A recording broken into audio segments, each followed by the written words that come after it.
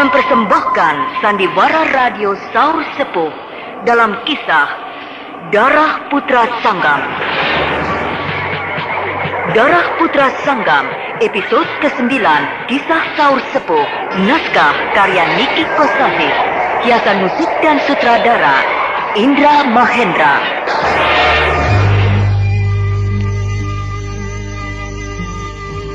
Dalam kisah pertama ini, kita ikuti tokoh-tokoh sakti dari kerajaan Madangkara. Brahma yang siang itu tengah duduk di singgasana kerajaan dan ditemani oleh Patih Gotawa yang setia, mendadak terkejut oleh kedatangan seorang pengawalnya dengan wajah seperti mayat karena lengan kirinya putus. Tuan, tuanku. Oh. Ada apa pengawal? Pengawal? Tuan. Pengawal. Tenang. Tenanglah. Tuan. Tenanglah pengawal. Ayo, ceritakan ada apa. Di pengawal.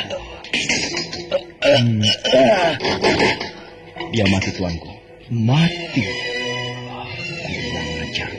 Kerjaan siapa ini?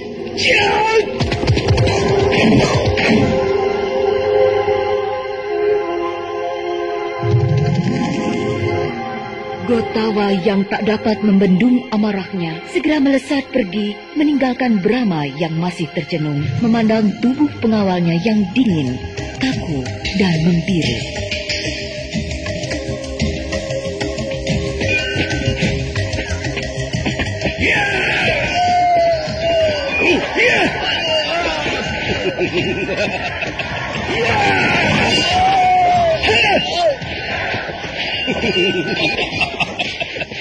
Kalian akan kuhabisi kalau masih menghalangiku.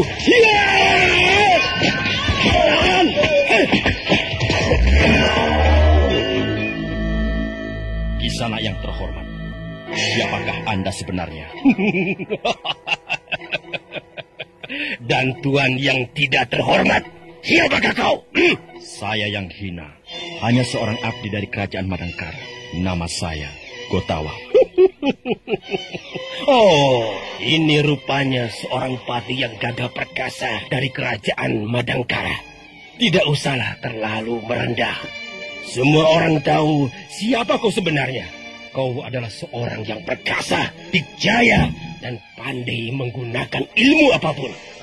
Sudahlah, jangan terlalu membesar-besarkan. Amboy, rupanya kau seorang yang amat arif. Walaupun kau seorang yang maha hebat, namun kau tidak mau dijuluki orang hebat. Saya bukan orang hebat, Tuan. Lagi-lagi Anda merendahkan diri. Baiklah, kalau Anda tidak mau dipuji, disanjung, ataupun diakui akan kehebatan Anda, saya terima. Tapi ingat, barangkali aku hanya mewakili sekian gelintir manusia saja bahwa Anda tidak hebat. Dan aku akan membuktikan pada dunia bahwa Anda, Patih Gotawa, patih kerajaan Madangkara yang terkenal hebat, hari ini juga akan bertekuk lutut di hadapanku. Maaf, Tuan. Siapakah Anda sebenarnya? Dan ada urusan apakah sehingga Anda berkata demikian?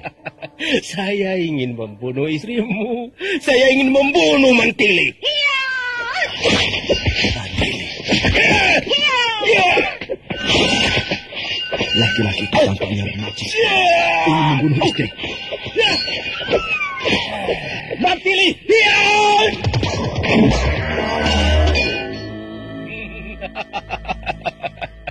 Ternyata orang-orang Madangkara yang terkenal jago, tidak ubahnya seperti segerombolan orang-orang pengecut. Ternyata hanya pandai bertarung seperti maling, main keroyok.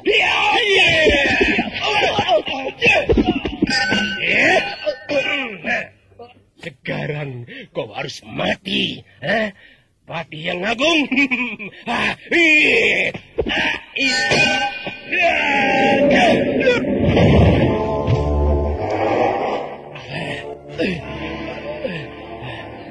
Siapa kau? Ternyata Madangkara benar-benar tikus.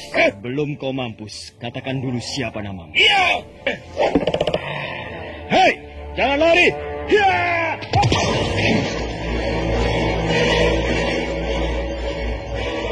Dia menghilang. Gerakannya cukup sempurna. Ilmu meringankan tubuhnya pun lebih dari sempurna. Siapa dia? Dari golongan manakah dia? Dia berani sekali. Dan seenaknya saja masuk ke dalam keraton pada siang bolong begini. Akanku... Mantili dan Gotawa.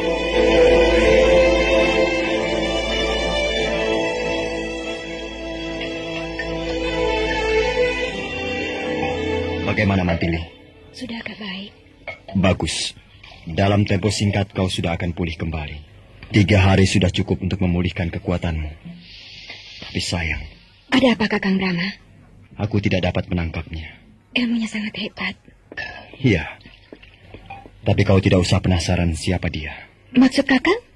Aku mendapatkan ini. Pisau dan surat. Sebelum dia pergi, sempat melemparkan pisau ini secara kilat dan menancap di dinding. Kecepatannya bergerak hebat sekali. Aku akan membacanya. Mantili, si pedang setan, kutunggu kau di Gunung Wangsit pada bulan purnama berikutnya. Aku, Wirya Kumandra, kakak kandung pedang perak. Tadi Barnas.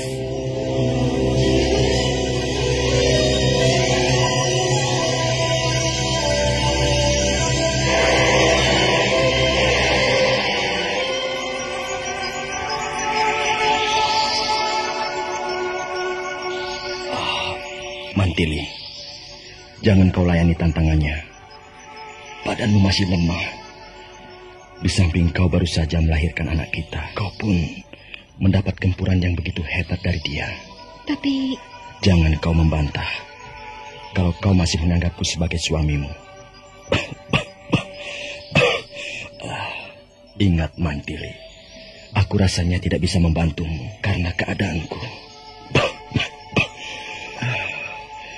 Aku tak dapat menghilangkan derita ini dengan begitu saja. Aku tak tahu ilmu apa yang digunakannya untuk menyerangku. Ilmunya benar-benar hebat Mantili. Selama hidupku, baru itu aku mendapat lawan yang betul-betul tangguh. Kuakui, pukulannya sangat mematikan lawan. Tapi... aku harus menebus kekalahan kita ini, Kakang. Iya, Mantili. Aku tahu perasaanmu. Kau tentunya tersinggung karena dikalahkan dengan begitu saja. Tapi kau harus ingat, Mantili.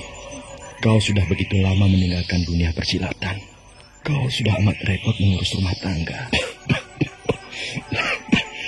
Ingat, anak kita yang baru kau lahirkan, Mantili. Dia butuh kita. Butuh orang tuanya. Kakang. Iya. Izinkanlah aku untuk sekali ini saja. Dan setelah ini selesai, aku tidak akan terjun ke dunia persilatan. Aku khawatir, Mantili. Suamimu benar, Mantili. Kakang Brahma. Tuanku Brahma. Maaf, aku datang tanpa mengetuk pintu terlebih dahulu. Dan maafkan aku. Tentunya kalian terkejut oleh kehadiranku, bukan? Tidak apa-apa, Kakang. Tidak apa, Kakang.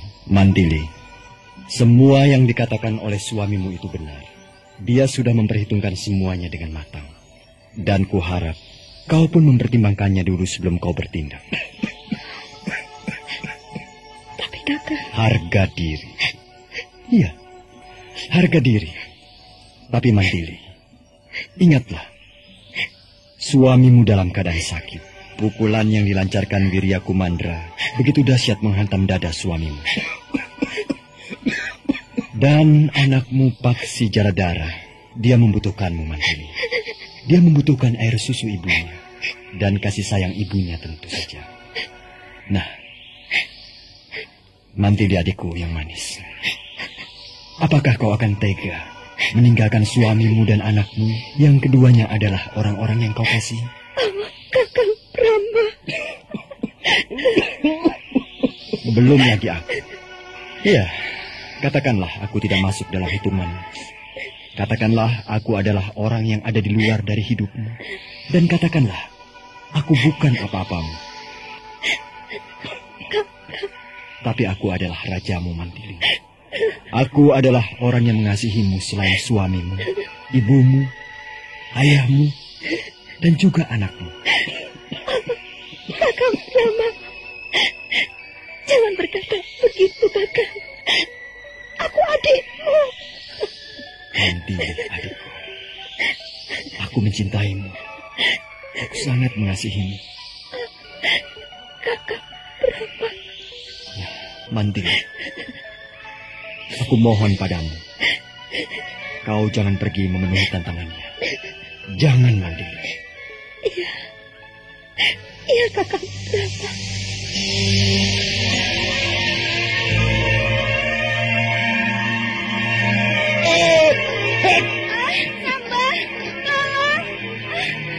Pengecut! Kalau kau memang jantan, lepaskan dia. Mari kita bertempur 1 lawan 1. Kau dasar laki-laki bodoh. Kalau aku tidak pengecut, mana mungkin aku menyerang kalian pada malam-malam buta begini, ya? Ketika kau dan istrimu sedang asik berpelukan. Samba, tolong. Diam kau, Tuan. Atau akan... Lepaskan dia. Katakan apa maumu.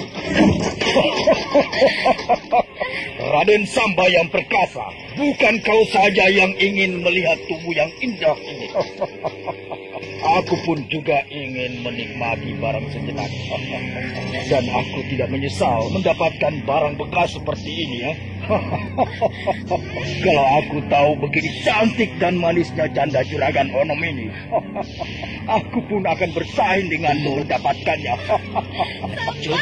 Tolong aku, Samba. Tolong aku. Teruskan, Wirabi. Teruskan.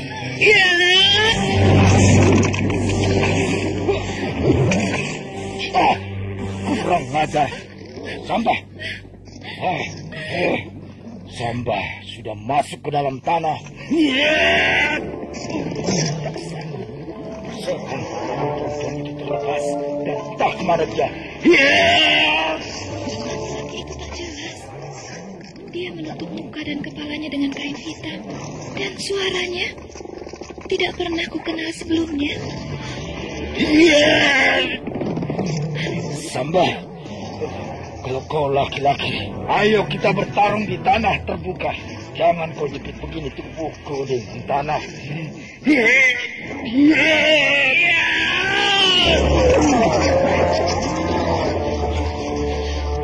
Laki-laki itu bagai terlempar ke atas.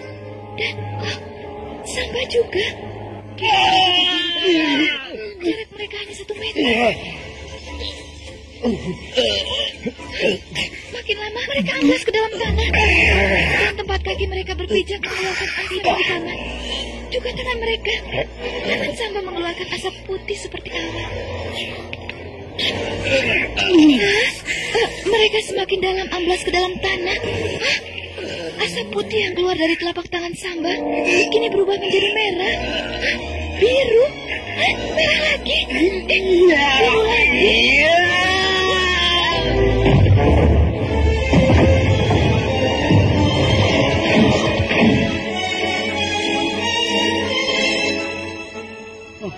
Hilang? Hai, keluar kau! Tampakkan dirimu! Iya! Ayo, jangan pengecut! Iya! Ajar, benar-benar pengecut! Aku di sini!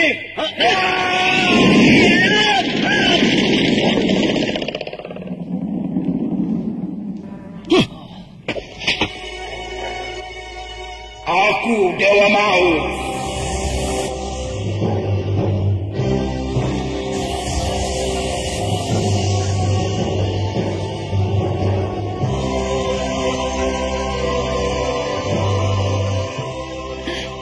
Siapa dia? Aku tidak pernah berurusan dengan orang yang bergelar Dewa Maut. Jadi aku tidak tahu, Widati. Tapi coba kau ingat, Kakang Samba. Siapa tahu pernah, tapi Kakang lupa. Seingatku, tidak pernah. Sama sekali tidak pernah. Tapi, mengapa dia sampai memusuhiku dan bahkan ingin membunuhku? Coba ingat dulu. Siapa tahu Kakang pernah. Pernah apa? Kakang tentu ingat Mantili kan? Hah, tidak pernah lupa. Ceritanya juga. Cerita apa? Dan yang mana? Yang itu, Yang mana? yang dituduh menggoda suami Miranti alias si kelabang hitam. Iya. Aku tahu maksudmu. Jadi kau mengira bahwa aku pernah mengganggu istri orang lain dan sang suami itu menuntut balas, begitu? Ya, kira-kira begitulah. Tapi istri orang. Siapa ya? Iya, baru aku ingat sekarang. Nah, ada kan? Alah, dasar laki-laki di mana-mana juga sama. Mengapa itu harus terjadi? Alah, nggak usah pura-pura. Belagak menyesal segala. Kenapa selama ini kau nggak pernah cerita? Takut aku marah. Di mana itu kejadiannya? Rupanya kau mau dengar juga, Widati. Iya. Ya, baiklah. Tapi janji, kau jangan cemberut begitu. Mau? Sudah, ayo cerita. Iya, jangan cemberut. Sudah, ayo. Lu kok malah marah? Ayo. Enggak lah, enggak jadi saja. Samba. Ya jangan cemberut. Nah, begitu. Sedikit lagi. Nah, iya. Ayo mulai. Waktu itu, kami tersesat. Kami terpisah jauh dari teman-teman kami. Kami berjalan, entah sudah berapa jauh. Kami letih sekali. Tidak ada kampung ataupun rumah. Hutan belantara di sekeliling kami. Rasanya setiap kami melangkah, semakin jauh ke dalam hutan saja rasanya. Kami hampir putus asa. Dan kami berdua yakin tidak akan dapat berjumpa lagi dengan teman-teman kami. Hanya air kali atau air hujan yang tergenang di daun yang kami reguk sebagai pelepas dahaga. Suatu ketika, kami berdua mendaki sebuah tebing. Aku dapat dengan mudah, tapi temanku hampir terjatuh karena terpeleset. Lalu kami pegangan erat sekali, hingga akhirnya kami selamat. Kasihan. Kami terus berjalan lambat karena tiba-tiba hujan turun dengan deras. Kami kebingungan karena tidak ada tempat untuk berteduh. Tentunya kedinginan ya? Iya dan tidak. Loh, kok begitu? Karena belum lama kami kehujanan, kami menemukan sebuah goa. Nggak serem. Kenapa mesti serem? Kami kan berdua. Oh iya ya. Terus? Kami berdua masuk ke goa. Tapi karena sempit, temanku duduk sambil kepalanya ditekuk. Kan begal. Iya, tapi kan salah sendiri. Dia tidak mau tiduran seperti aku. Bagaimana sih ceritamu? Loh, memangnya kenapa? Kata Kakang Samba tadi, dalam goa itu sempit. Kok menyuruh dia tiduran segala? Mestinya kan gantian. Kami berdua sama-sama keras. Kami tetap tidak mau. Tapi itu pertamanya saja. Lama-lama setelah lehernya pegal, baru dia mau rebah juga. Terus? Ya, karena sempit, akhirnya kami ya saling tindih begitu. Hah? Ya kamu itu Widati, istri Juragan Onom. Samba. Jadi yang menyerangku tadi adalah arwah Juragan Onom. Dia ingin merebut kembali istrinya. Sudah Samba, jangan menggodaku.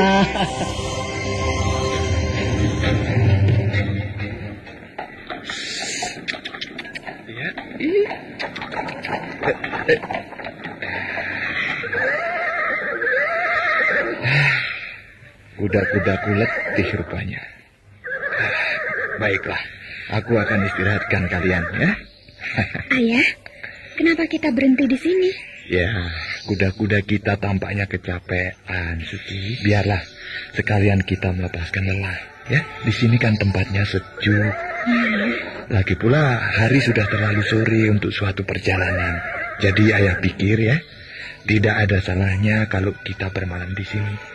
Sekalian kuda-kuda kita melepaskan lelah. Iya, Ayah. Saya juga sangat letih. Saya ingin istirahat penuh semalaman. Ya, Suci. Istirahatlah. Kita harus mengumpulkan tenaga. Besok kita lanjutkan perjalanan kita. Ayo, tidurlah anakku.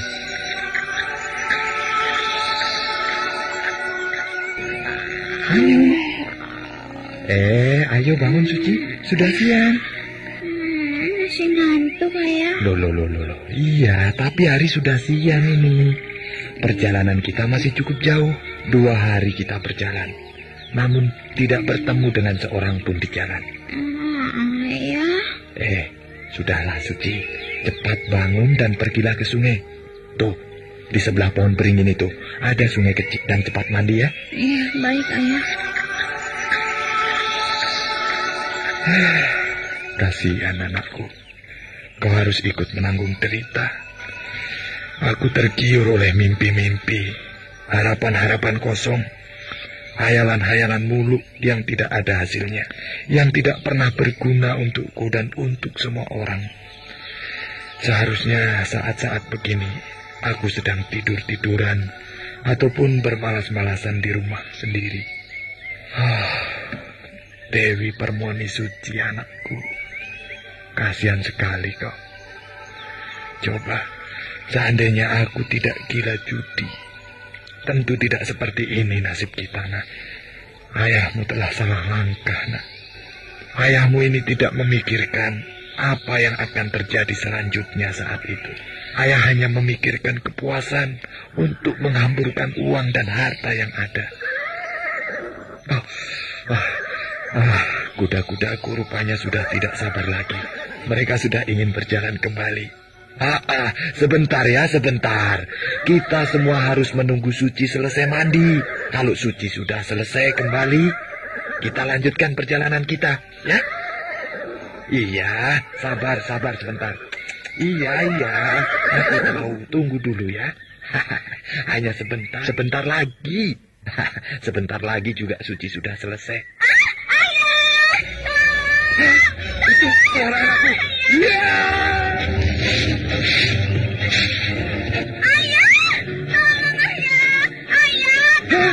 Ular! Tenang Suci, tenang. Ular itu besar sekali dan melingkar tepat di atas kepala anakku. Hanya berjarak 2 meter di atas kepalanya. Kau jangan bergerak Suci. Tenang dulu. Atur nafasmu. Ya, bagus begitu. Sebentar. Pelan. Kepala ular itu besar sekali. Lidahnya dan baru sekali ini aku melihat ular sebesar ini. Lebih besar daripada paha kaki orang dewasa. Bagaimana caranya ini? Kalau begini terus-terusan, tidak akan ada selesainya. Aku yang berdiri begini saja terasa kesemutan seluruh kakiku dan kasihan anakku. Tentunya Suci pun kesemutan dan kedinginan. Dia masih berendam di air. Tenanglah Suci, tenang. Ayah sedang cari akal, nak. Bagaimana caranya mengusir binatang sialan ini? Ular ini aneh sekali. Dia tidak berusaha menyerang ataupun mencari-cari. Padahal sebenarnya, seharusnya dia sudah mencium adanya manusia di sekelilingnya. Tentunya dia mencium bau manusia. Tapi sejak tadi hanya menjulur-julurkan lidahnya saja. Atau mungkin... Awas Suci! Awas!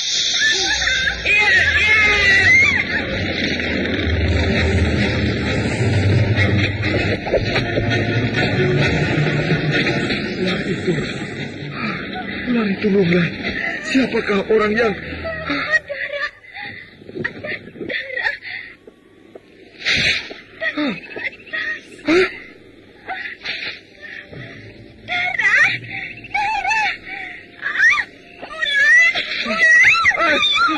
Suci anakku. Ya, aku bunuh ular kepala. Ya.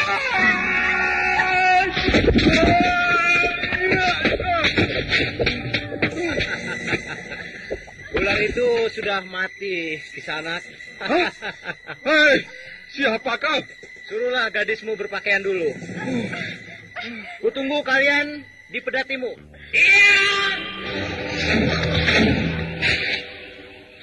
Bukan main. Hanya sekali sentakan saja, dia sudah menghilang. Siapa dia sebenarnya? Ilmunya betul-betul tinggi.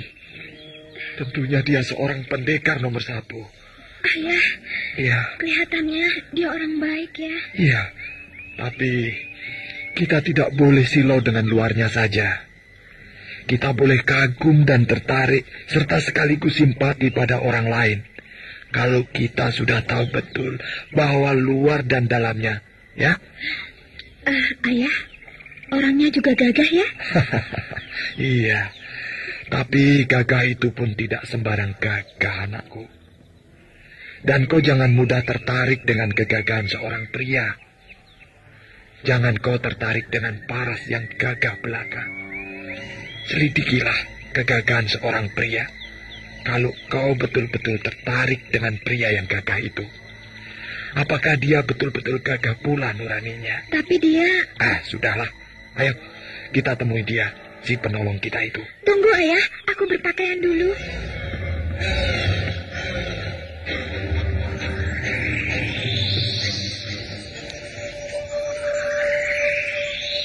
Kalau saya boleh tahu, siapakah Anda berdua?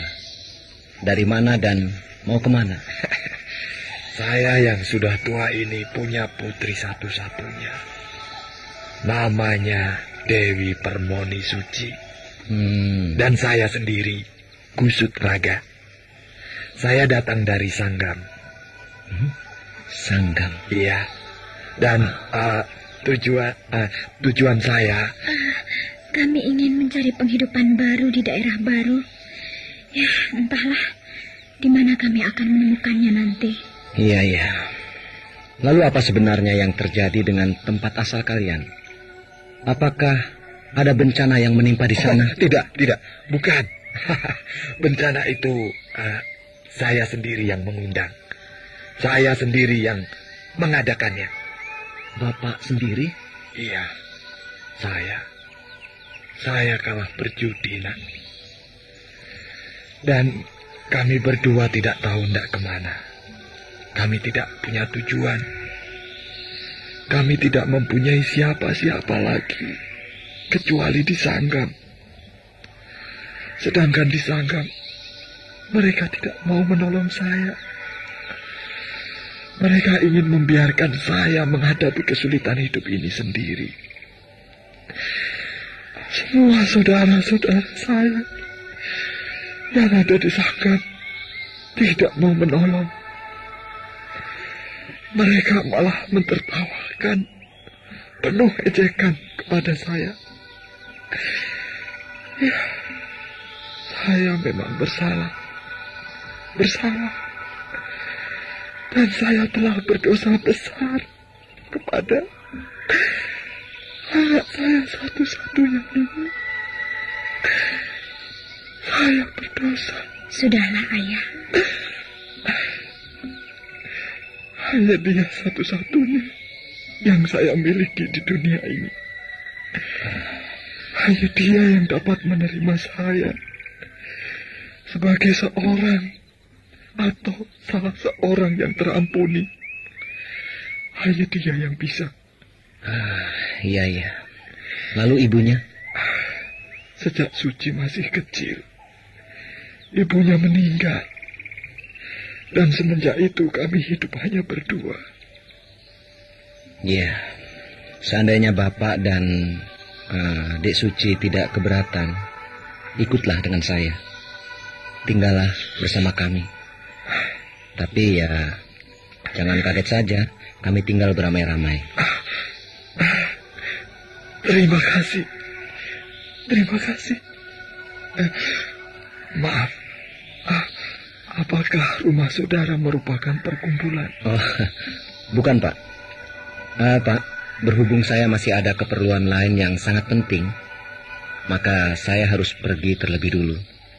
Dan maaf sekali lagi, karena saya tidak bisa menemani Bapak hingga ke rumah saya. Ikuti saja jalan ini terus. Bapak akan sampai dalam 2 atau 3 hari, dalam 3 kali beristirahat. Maaf, kemana dan siapa nama Kisana? Cari saja rumah Juragan Bongkeng Merit di Kadipaten Gunalaga. Jadi, Kakang bernama Bongkeng Merit. Bagus namanya. Baiklah, saya pergi dulu. Dan saya tunggu kedatangan kalian berdua. Ya? Hop! Iya! Iya!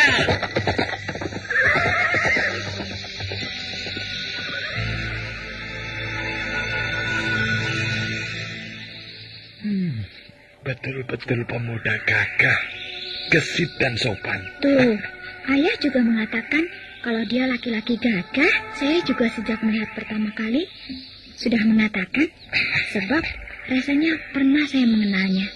Tapi entah di mana dan siapa dia. Kenal? Ya, tapi di mana? Iya, Suci. Pernah. Tapi di mana ya? Entahlah, tidak ingat. Sudah. Ayo, berangkat. Ya. Mereka sudah tidak sabar ingin cepat berjalan. Ayo, ayah.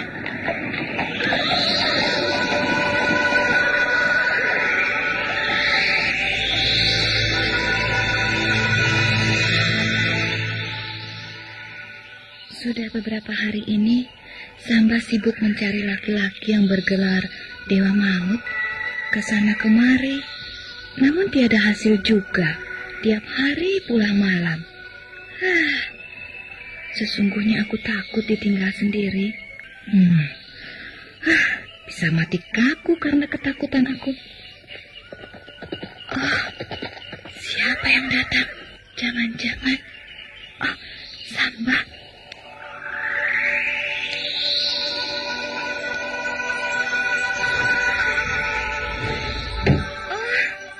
Samba, aku takut. Jangan pergi lagi. Bidati, Jangan biarkan aku ketakutan sendiri, Samba. Tenanglah. Kenapa? Ada apa? Kenapa kau belum juga tidur? Sudah malam begini. Bagaimana kalau kesehatanmu terganggu? Tidak. Aku belum mau tidur kalau aku selalu ditinggal sendiri setiap malam seperti ini. Aku takut, Samba. Bidati, aku pergi bukan sekedar pergi. Kepergianku demi kita juga. Kita butuh ketenangan seperti biasanya, kan? Bukan hidup kita pada hari-hari belakangan ini. Kita selalu dihantui oleh perasaan was-was. Takut kalau si Dewa Maut datang lagi dengan caranya yang licik. Tapi kan bisa kau hadapi kalau dia datang. Aku tidak takut ataupun gentar menghadapi orang seperti itu. Tapi aku justru tidak mau membuat keributan di sini. Aku ingin menemukannya di luar daerah kita.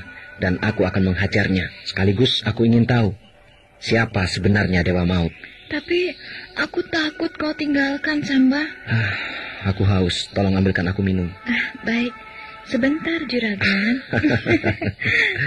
Pelayan, kok malah ikut-ikutan tertawa? Ayo ambilkan minum. Baik, Yang Mulia.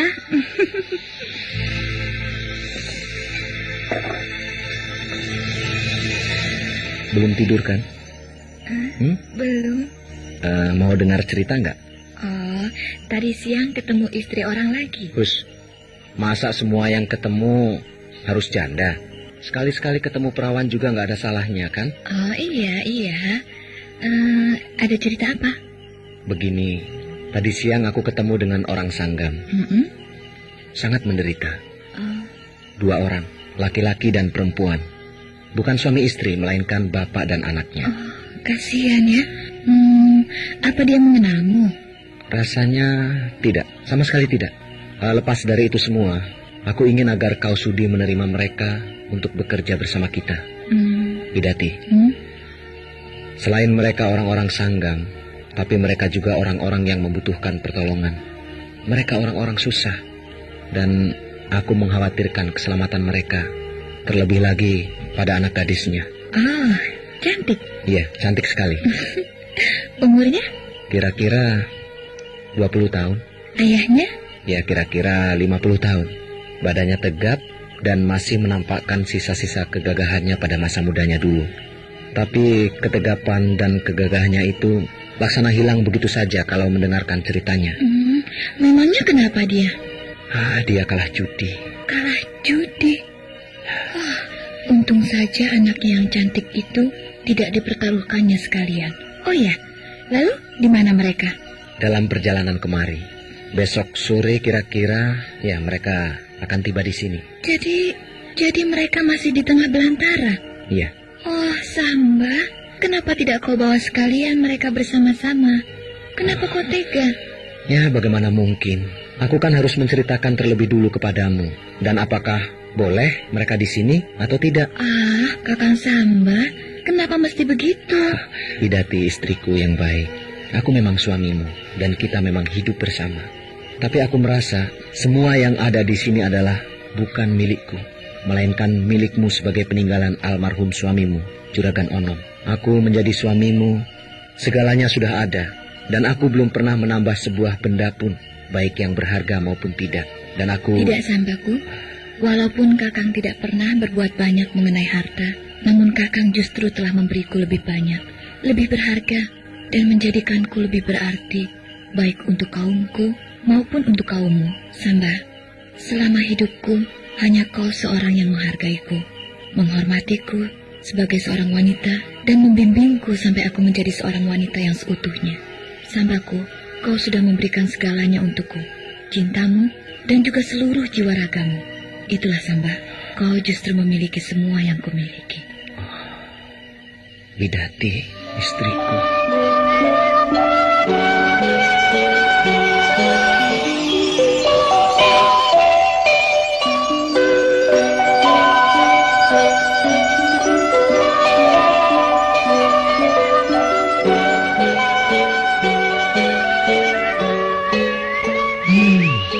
Sudah sesiang begini, tapi Raga Tantra belum juga menemui kita ya? Iya, Ayah.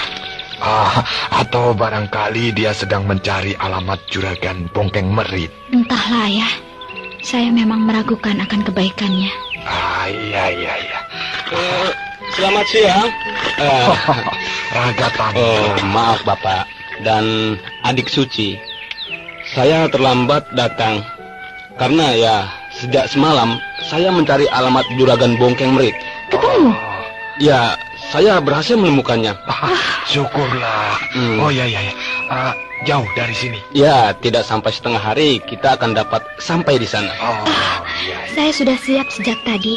Oh. Bagaimana kalau berangkat sekarang saja? Nampaknya Dik Suci sudah tidak sabaran lagi. Ya, baiklah, mari kita berangkat.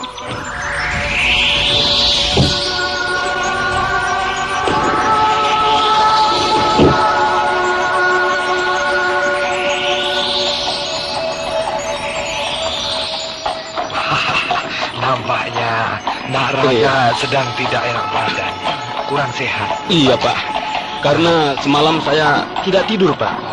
Mencari alamat. Betul Pak, saya hanya sendirian saja. Dan semalam saya kehujanan di jalan. Jadi badan saya kurang sehat sekarang ini Pak. Nak Raga ini terlalu baik pada kamu. Pak, sudah seharusnya lah kita saling tolong menolong, saling bantu membantu Pak. Iya, terima kasih sekali. Nak Raga, kalau Nak Raga kedinginan, silakan di dalam bendi saja ya, bersama Suci. Kalau Bapak dan Dik Suci tidak keberatan, saya... Tentu saja tidak, Nak. Ayo, silakan Nak Raga. Sudah banyak membantu kami soalnya. Lupakan itu Pak. Kalau begitu saya di dalam Pak ya. Iya. Silakan.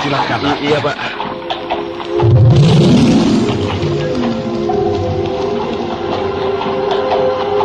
Kang Raga sakit? Entahlah Dik. Badanku terasa dingin. Malam aku kehujanan ketika aku mencari alamat Juragan Bongkeng Merit. Aduh, kasihan sekali. Iya. Semalam hujannya lebat sekali. Tapi sebelum hujan turun, aku dan ayahku hampir tak dapat tidur. Banyak yang dipikirkan ya? Enggak kok.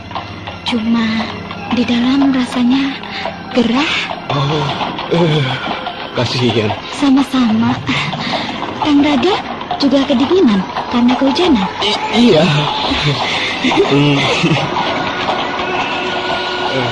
Suci, aku mau berkorban apa saja demi kau, Suci.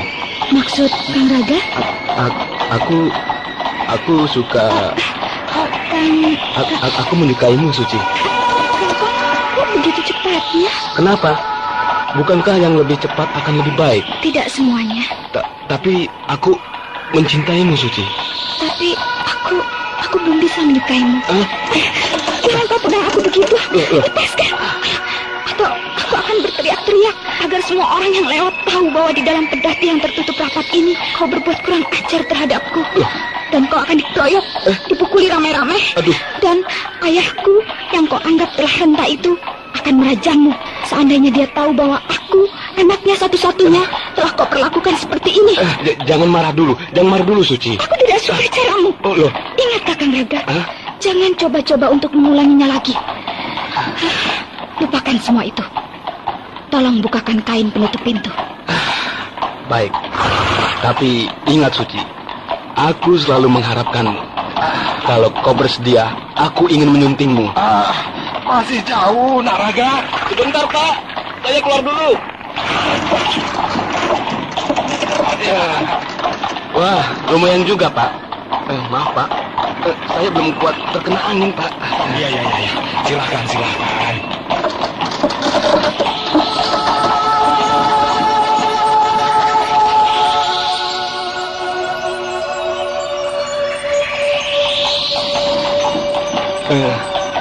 Bagaimana, Suci? Aku akan melamarmu untuk putra istri. Tidak, aku tidak mau. Tidak mau? Kenapa? Apakah aku kurang pantas untuk menjadi suamimu? Raga Tantra yang kaya raya begini kurang pantas? Suci, ayahmu yang seharusnya sudah pensiun akan kujamin sampai seumur hidup kau dan dia tidak perlu lagi menggunakan pedati butut macam begini kalau ingin bepergian. Semuanya akan kubelikan dan kalau perlu memesan khusus untukmu. Percayalah, Suci, kau adalah gadis yang sangat menarik hatiku bila dibandingkan dengan lainnya. Kau cantik, manis, dan mempesona. Sungguh, kau gadis idaman yang selama ini kurindukan. Kau bicara apa, Raga? Aku mencintaimu, Suci. Mengapa berhenti? Naraga, saya tidak tahu jalan lagi nih. Sebentar, Pak. Sebentar, sayang ya. Sayang. Kapan aku jadi sayangmu? Nah, Pak, rupanya kita sudah sampai. Di ujung tikungan jalan ini, rumahnya, Pak. Mari, Pak, kita teruskan. Saya akan menemani Bapak duduk di depan. Bagaimana? Iya. Bagus, Pak. Bapak semangat rupanya.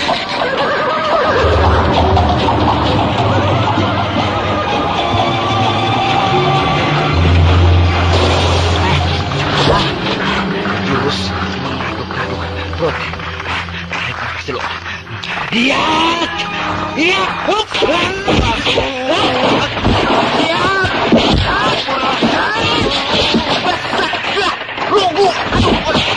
Sampurasun.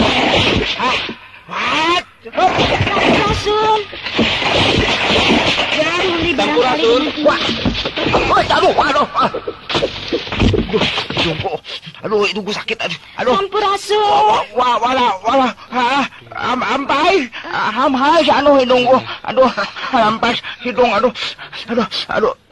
Loh, kok marah-marah? Aduh, gimana sih? Terigu dan barang-barang yang lainnya berantakan begitu? Ini sedang main-main. Daripada iseng lah gitu. Jadi begini nih. Aduh. Jadi lucu wajahnya. Penuh tepung. Putih semua. Aduh, hidung kena batu.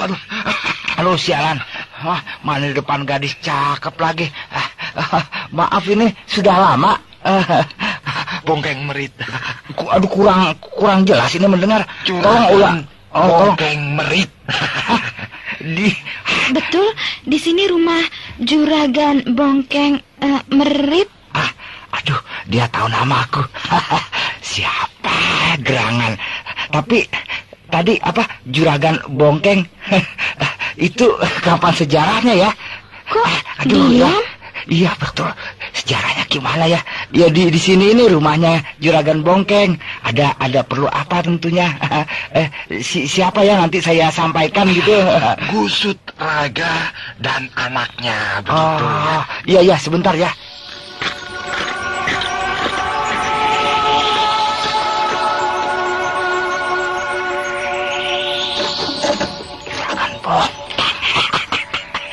Dari mana asalnya nih? Juragan. Enak saja mengaku-ngaku sebagai juragan. Emangnya segitu gampangnya untuk jadi seorang juragan? Ngaca dulu, botak kemblot. Aduh, sibuk ini juragan. Ada apa, Rit? Enggak ada apa-apa, juragan botak. Juragan botak, juragan. Kok ya pelotot-pelotot begitu? Iya, lagi senang ini pelotot-pelotot gitu. Aduh, juragan. Tidak usah begitu juga, matamu sudah mau loncat keluar. Ada apa sih? Herit, matamu semakin gede saja itu melototnya. Biar lagi senang melotot. Melototi aku ya? Iya, ngapa? Kok marah? Ada apa? Diam kamu.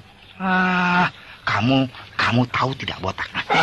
Kamu ini di sini apa perananmu? Apa coba? Kerja apa kamu? Apa?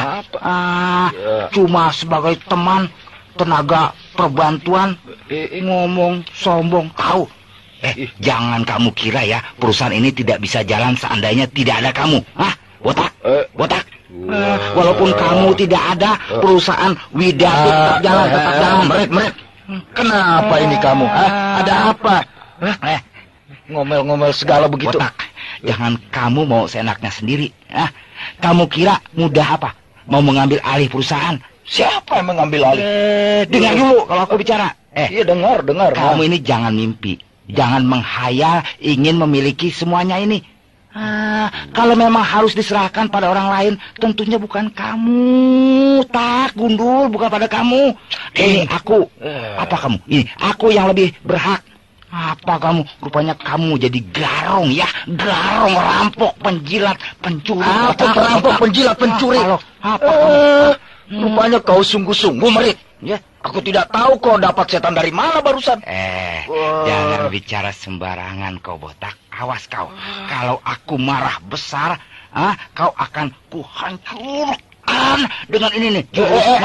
Perut baru tahu rasanya. Kau jadi sungguhan, Merit ya. Kamu? Boleh. Aku yang tidak tahu menahu mengenai harta perusahaan dan sebagainya. Kau tega menuduhku begitu? Aku jadi terhina. Iya, terhina. Kau sudah mencoreng arang di mukaku. Aku pun berhak mencorengmu dengan ini. Ayo, lihat.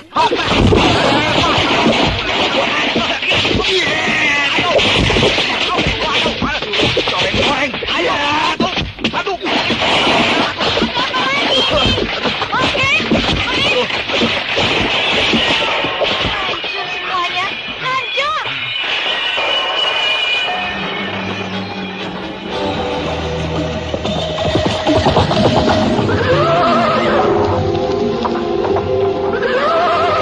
Dari bawah tebing tadi kelihatannya kemari larinya. Sampai di sini tidak ada apa-apa. Kemana dia? Gerakannya cepat sekali.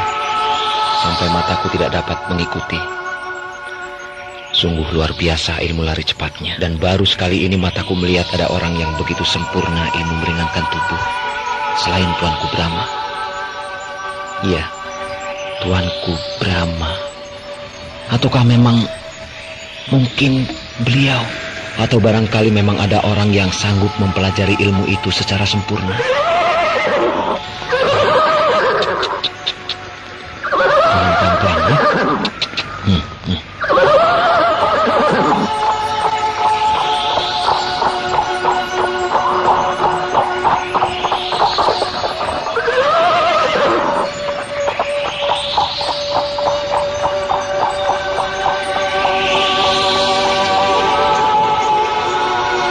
Tadi kulihat dari bawah tebing sana, orang itu seakan terbang tertiup angin melampaui tebing yang curam ini. Dan anehnya, cukup dengan sekali sentakan saja. Betul-betul hebat. Sedangkan aku mungkin 3 atau bahkan 4 kali sentakan baru bisa sampai di sini. Itu pun tentunya dengan mengeluarkan tenaga penuh. Tapi dia, aku penasaran seandainya belum bisa tahu siapa orangnya. Tapi di mana dia? Sejak aku sampai di sini, tidak kulihat ada tanda-tanda bahwa ada orang di sekitar sini.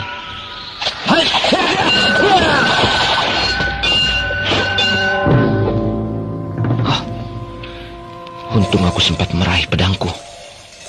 Kalau tidak, entah sudah jadi apa aku.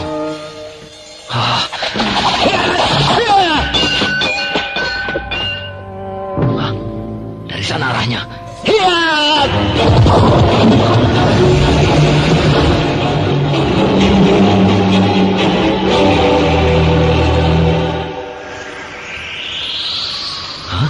Tidak ada. Di sana dia.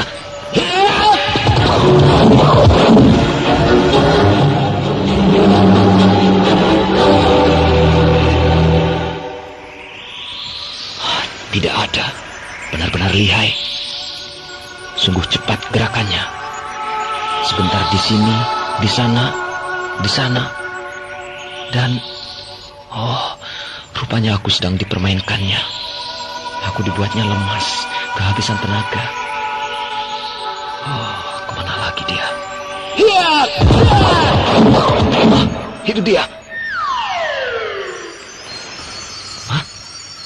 Hilang. Apakah aku sedang bermimpi? Ataukah mungkin aku tengah berhadapan dengan setan atau dedemit penunggu tebing ini? Persetan dengan semua itu. Hai, tunjukkan dirimu. Mari kita bertarung secara jantan. Jangan seperti banci. Tidak ada jawaban. Ayo keluar. Hadapi aku. Samba. Ayo. Hei pengecut. Aku juga tidak sudi bertarung dengan jago silat yang pengecut. Aku takut ketularan penyakitmu. Penyakit pengecut seperti banci.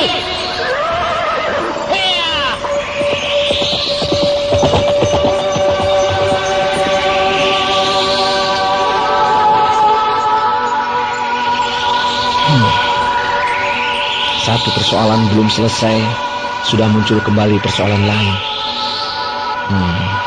Kusut dan Dewi Permoni Suci. Kemana mereka?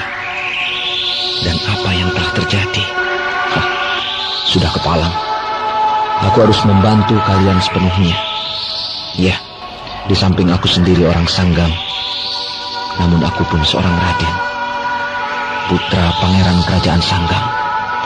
Dan sudah sepantasnya kalau aku membela rakyatku entah di mana saja. Iya, aku harus membela dan membantu meringankan kesulitan yang mereka hadapi. Putra kerajaan Sanggam. Tapi rupanya orang tadi belum kenal aku, sehingga berani mempermainkan aku. Putra Sanggam. Tidak. Putra Sanggam harus menang. Harus kuat. Tidak boleh ada seorang pun yang mempermainkan aku. Seenaknya saja mempermainkan seorang pendekar dan seorang putra kerajaan. Awas kau pembokong licik. Kalau ketemu, kau rasakan pembalasanku.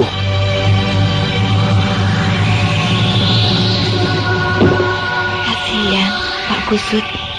Bibirnya sampai pecah-pecah. Ya, maklumlah. Dia sudah tua untuk melakukan perjalanan yang jauh dan dengan perbekalan yang terbatas. Iya. Oh iya, malam ini kamu jangan tidur denganku ya. Biarkan aku tidur bersama Dewi. Dewi Permoni Suci. Waduh, sampai hafal betul namanya. Karena nama dan orangnya cantik, jadi mudah sekali mengingatnya. Ya, boleh saja mengingat-ingat. Yang penting jangan sampai kecantol. Cemburunya. Kecantol kan gak apa-apa. Yang penting jangan sampai terjerumus. Gak apa-apa kok. Asal mau dihajar pacarnya saja. Tadi pacarnya kemari mengantarkan. Gagah sekali. Keren. Namanya... Siapa namanya? Siapa?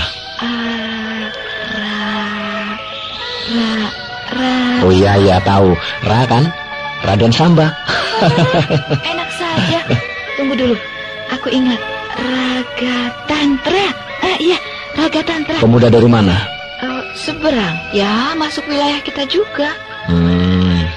Dia sopan, menarik juga, dan kadang-kadang sangat menarik hati untuk tidak mendengarkan bicaranya. Tidak sopan? Oh, bukan, tapi bicaranya ceplas-ceplos. Maksudmu? Ya, seperti tadi. Kekagumannya dan kemauannya dicetuskan juga di hadapan orang banyak. Ketika kami sedang makan bersama-sama, Dewi Suci tersipu karena malu. Ya, namanya juga wanita. Jangankan dipuji atau disanjung di depan banyak orang, sedangkan berdua saja masih juga merasa malu. Itulah kelebihan wanita. Berhati halus, tutur kata juga halus, lembut, dan perasaannya pun halus. Iya, dengar dulu. Nih, katanya kakak yang baik, Pak Kusut dan Dik Suci yang manis ternyata tidak kerasan tinggal di rumah saya dan memaksa saya agar saya cepat mengantarkannya kemari. Ya, dengan hati berat karena akan ditinggal orang yang saya kagumi, terpaksa juga saya antarkan. Tapi sesungguhnya hati saya tidak rela, tapi ya apa mau dikata. Iya, sudah. Tunggu dulu. Dia menghela nafas panjang dan lama. Terus ternyata dia lebih senang tinggal bersama kakak dan juga kan Bongkeng Merit. Gara-gara nama itu mereka sempat berkelahi sampai ancur-ancuran. Wajah Bongkeng dan Merit sampai benjol-benjol. Terus begini katanya. Saya dalam waktu yang tidak terlalu lama akan mengirim utusan untuk melamar Dik Suci.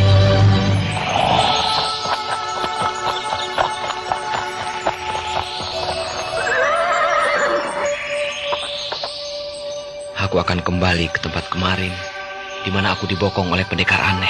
Aku penasaran, dari golongan mana dia, dan siapa sebenarnya. Aku harus cepat-cepat sampai di sana.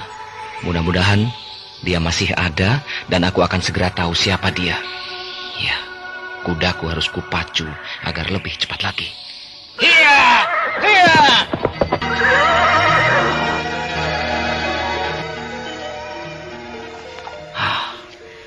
Itu bukit yang kemarin.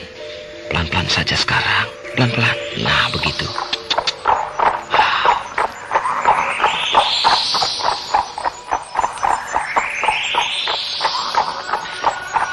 Aku harus jalan kaki saja supaya tidak diketahui terlebih dulu.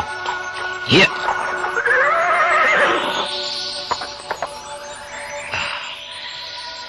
Kau kutinggalkan di sini ya. Makanlah rumput itu sepuas-puasmu. Tapi ingat, kau tidak boleh pergi jauh-jauh, supaya kalau kuperlukan, aku tidak perlu susah-susah mencarimu.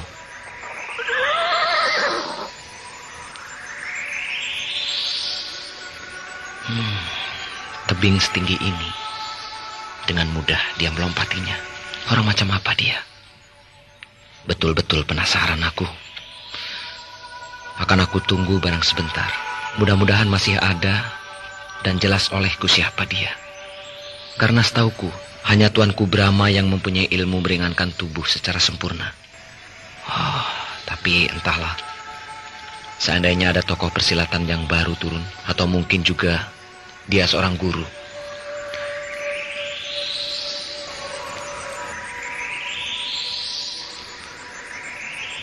Sampai sekarang belum juga kelihatan. Tidak sabar lagi aku menunggu.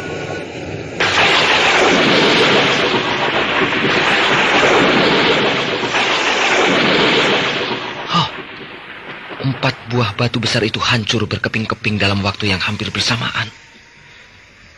Betul-betul seorang yang hebat. Dan hebatnya lagi, aku tidak melihat orang di sekitar sana. Sungguh tinggi ilmunya. Pasti itu dilancarkan dari jarak jauh.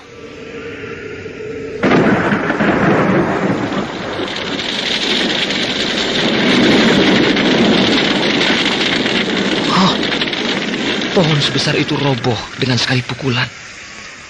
Ilmu apa ini? Baru kali ini aku melihat keanehan seperti ini. Benar-benar aneh. Kehebatan ilmu ini tidak ada duanya mungkin. Tapi siapa dia? Ingin sekali aku berguru padanya. Tapi bagaimana? Melihat orangnya pun tidak. Mau apa dia sebenarnya? Menghanguskan hutan ini? Atau harus kucegah?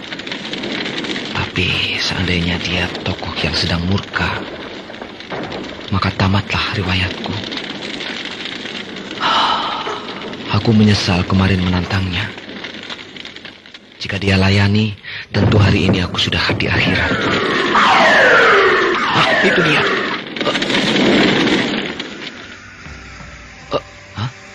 Hilang. Mengenakan pakaian serba putih. Meluncur dari atas tebing dan lenyap ketika sejengkal lagi kakinya menyentuh dasar air terjun. Mungkinkah seorang pertapa?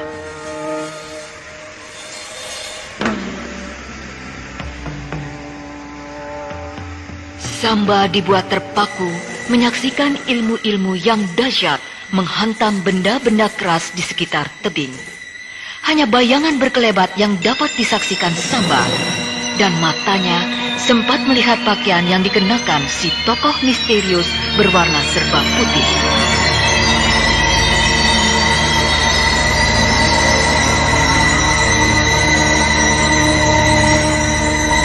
Mandiri, kalau kau mau memenuhi tantangannya, kau tidak perlu berlatih secara sembunyi-sembunyi. Lebih baik kau berlatih sungguh-sungguh, supaya semuanya menjadi sempurna. Maafkan aku, Kakang Brahma. Teruskan saja. Aku akan membantumu latihan. Terima kasih, Kakang. Aku rasa sebentar lagi suamimu akan segera sembuh. Masih cukup waktu untuk latihan. Aku dan Gotawa akan membantu.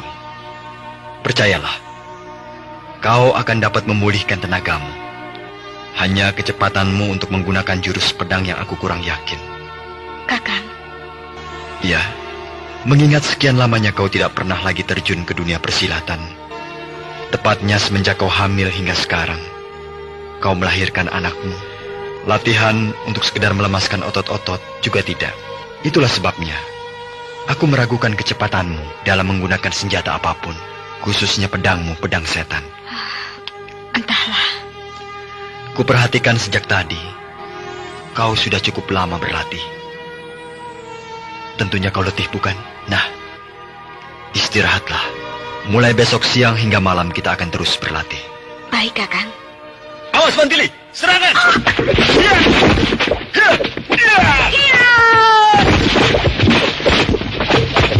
Banyak yang lowong.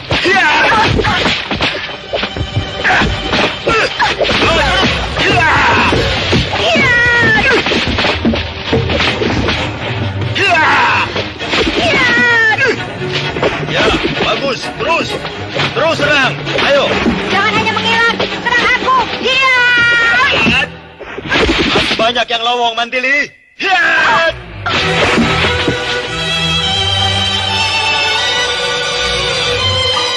Mantili, hari ke-8 ini kau harus lebih sempurna lagi. Perhatikan anggota badanmu.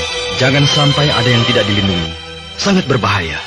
Apalagi 1 atau 2 buah pukulan sampai sempat menghantam. Wah, akibatnya akan sangat fatal. Kau akan kehilangan keseimbangan. Dan kalau sudah demikian, musuh akan dengan mudah merobohkanmu. Ingat itu, Mantili. Karena beberapa hari kita berlatih, kesalahanmu sebenarnya terletak pada perlindungan. Itu yang paling parah. Iya, Kakang. Semua siaga. Kita mulai berlatih.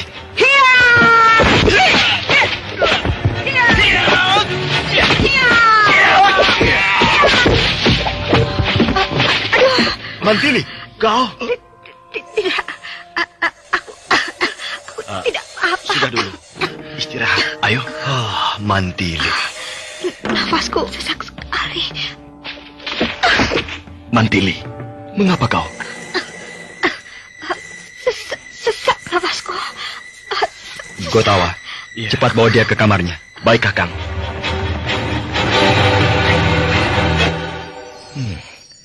Kasihan Mantili. Tubuhnya sangat lemah.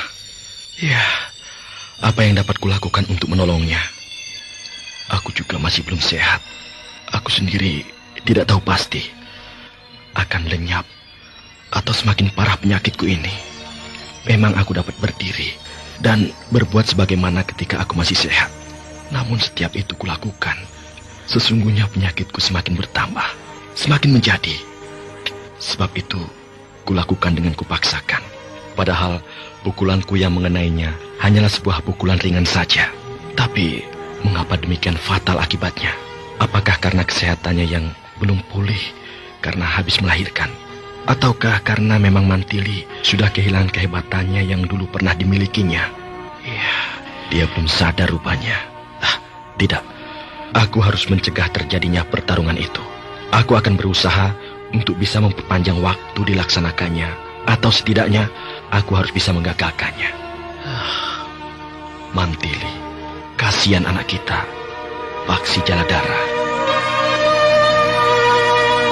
Brama dan Gotawa merasa yakin bahwa Mantili tidak dapat melayani tantangan Wirya Kumandra, kakak kandung Taji Barnas. Mereka gelisah, mereka mencari jalan keluar yang tepat. Namun antara Patih Gotawa yang sedang sakit dan tak dirasakannya itu, terjadi pertentangan pendapat dengan Raja Madangkara, Brama Kumbara, dan kesepakatan belum bisa dicapai. Di samping kesehatan Mantili yang belum pulih karena baru saja melahirkan, juga karena Mantili mengalami sakit yang cukup sulit. Lalu seandainya Wirya Kumandra menanyakan tentang penyakit yang diderita Mantili, apakah kita juga akan mengatakan yang sebenarnya? Tidak, tuanku. Terpaksa kita berbohong. Bohong? Iya, maaf tuanku. Kita berbohong demi Mantili, demi kebaikan. Patih Gotawa. Iya, tuanku. Sekian lama kita saling mengenal. Sekian lama kita berkumpul. Namun tidak pernah aku tahu di hatimu ada dusta, ada kengerian ataupun ketakutan. Tapi hari ini kau berusaha untuk berdusta, karena kau takut kehilangan orang yang kau cintai. Ampun tuanku, ini saya lakukan karena terpaksa. Dan dusta ini pun tidak akan pernah terjadi seandainya kita membiarkan Mantili bertarung. Itu pula berarti kejujuran kita untuk kali ini ditebus dengan nyawa Mantili, istriku, dan sekaligus adik tuanku satu-satunya. Kau sakit, Gotawa? Tidak. Tuanku. Ya, hanya batuk-batuk ringan. Tapi kau kelihatan pucat. Tidak, tuanku. Mantili. Ya, Mantili. Dia harus kita selamatkan. Iya, tapi tidak dengan dusta.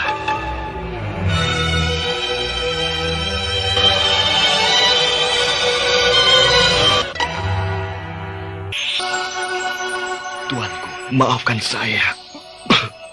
Ada apa, Gotawa? Selain alasan-alasan yang tadi saya ajukan, juga ada satu lagi alasan yang justru paling kuat dan sangat berdasar. Apa itu, Gotawa? Karena alasan tuanku. Tuanku sendiri yang dulu melarang Mantili agar tidak melayani tantangan itu. Ya, tuanku sendiri yang mencegah. Tuanku yang... Gotawa. Iya. Memang, kuakui memang aku pernah melarang, pernah meminta, membujuk, dan yang paling parah mematahkan semangatnya. Itulah karena kami semua yakin, percaya, dan menyerahkan segalanya pada tuanku. Tuanku adalah junjungan kami, junjungan seluruh rakyat negeri ini, rakyat Madangkara. Ucapan tuanku merupakan sebuah peraturan, undang-undang. Aku memang seorang raja. Namun jangan dikira bahwa raja tidak punya salah. Punya, Gotawa, punya. Seperti yang aku katakan terhadap Mantili, agar tidak memenuhi tantangan Wirya Kumandra, aku akui. Kata-kataku adalah salah. Sungguh salah. Seharusnya aku justru cepat-cepat melatihnya dan mengembalikan kepercayaan dirinya yang selama ini telah berubah menjadi seorang ibu, bukan sebagai sepedang setan. Bukankah yang ditantang untuk bertanding adalah pedang setan, bukan Mantili? Iya, tuanku. Dan Mantili harus bersifat kesatria, karena dia memang adalah si pedang setan. Dan pedang setan itu ada di tangannya. Iya, aku tahu. Kau tadi terbawa arus perasaan. Aku pribadi tentu saja tidak ingin kehilangan Mantili. Jadi kita sama-sama mencintainya, sama-sama mengharap kehadirannya. Oleh karena itu kita harus selalu melatihnya secara ketat dan kalau perlu dengan keras. Dalam kondisi lemah begitu? Iya. Kakang, tidak ada pilihan lain lagi, Kutawa. Waktu yang ditentukan semakin dekat. Hanya 3 hari lagi. Berhasil tidaknya Mantili melawan Wirya Kumandra, itu semua tergantung pada kita. Kalau kita melatihnya secara sungguh-sungguh, pasti Mantili akan selamat dan dapat memenangkan pertempuran. Namun apabila kita salah dalam melatihnya, berarti kita akan kehilangan seorang wanita yang sama-sama kita cintai.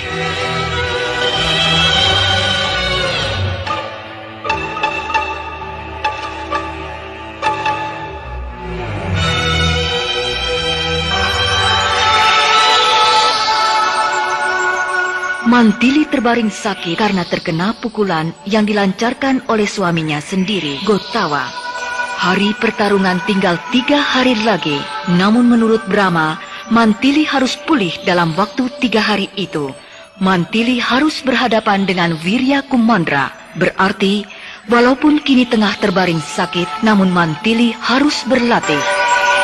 Seorang yang tentunya berilmu tinggi telah menarik hati Samba untuk mencuri pandang ilmu kedikjayaan yang digunakan si tokoh misterius. Samba kagum sebab si orang misterius tersebut tidak nampak oleh Samba dalam melancarkan pukulan-pukulannya, namun berakibat fatal bagi yang menerima. Dan anehnya, orang itu hilang dari pandangan ketika orang misterius itu sejengkal lagi menyentuh air terjun yang terletak di sisi tebing.